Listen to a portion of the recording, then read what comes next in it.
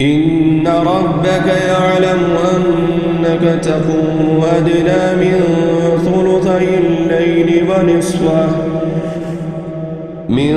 ثلثي الليل ونصفه وثلثه وطائفة من الذين معك والله يقدر الليل والنهار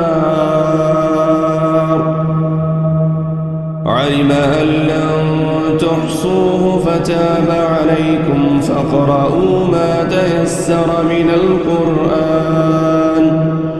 علم أن سيكون منكم مرضى وآخرون يضربون في الأرض يبتغون من فضل الله وآخرون يقاتلون في سبيل الله فاقرؤوا ما تيسر منه وأقيموا الصلاة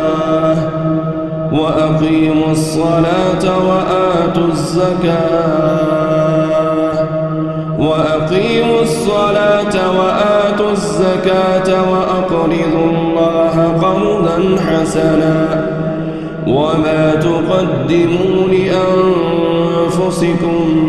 من خير تجدوه عند الله هو خيرا وأعظم أجرا واستغفروا الله